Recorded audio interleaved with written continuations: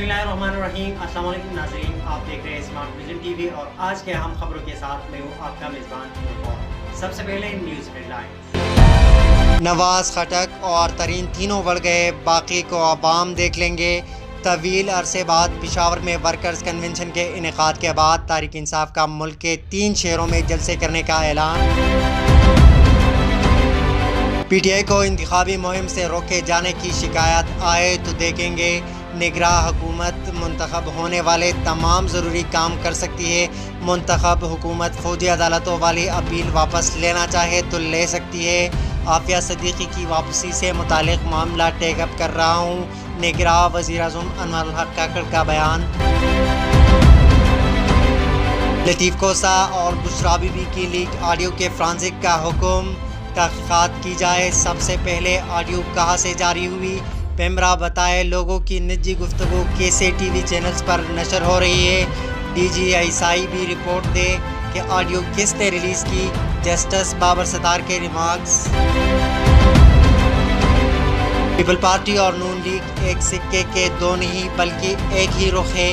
दोनों एक दूसरे से लेवल प्लेइंग फील्ड मांग कर आवाम से मजाक कर रहे हैं। दोनों ड्रामा करके आवाम को तासुर दे रहे हैं कि हम मुकाबले में हैं। असल में ये आवाम के मुकाबले में है। साबिक वज़ीर मोहम्मद अली दुर्रानी की गुफ्तगू।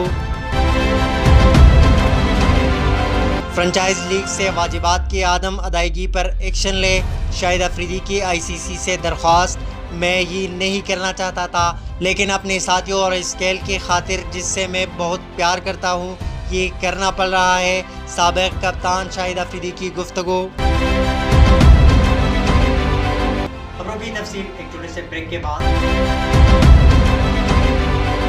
वेलकम बैक नाज़रीन। नवाज खटक और तरीन तीनों बढ़ गए, बाकी को अवाम देख लेंगे।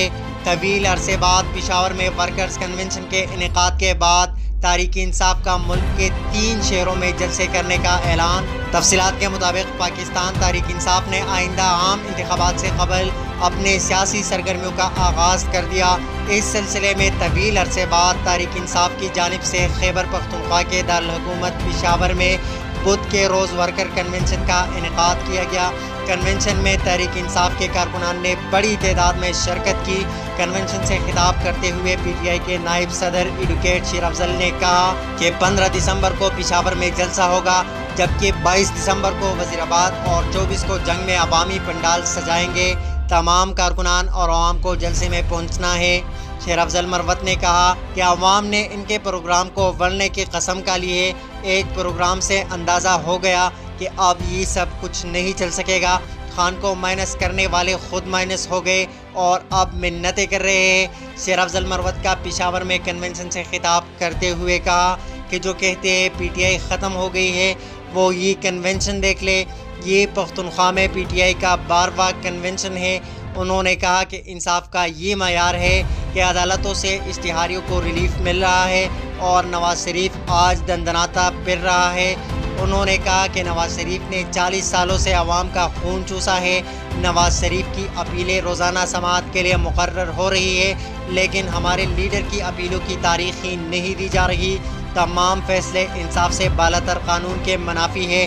PTI के साथ सुतीली माँ जैसा सलूक हो रहा है।